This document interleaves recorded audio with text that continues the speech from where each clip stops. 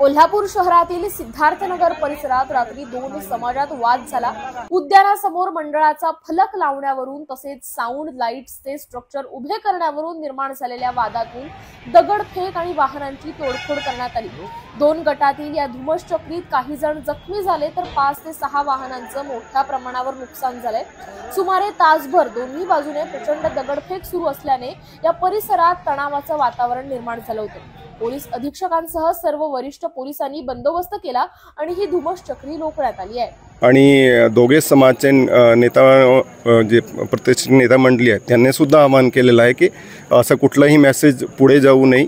तर सगळ्यांना आवाहन करतो की अफवाची बळी पडू नका, स्थिती शांत आहे, काय असा काय सामाजिक तेढचा प्रश्न नाही। साहेब, आतापर्यंत या ठिकाणी कुणाला अटक ताब्यात घेतली किंवा काय?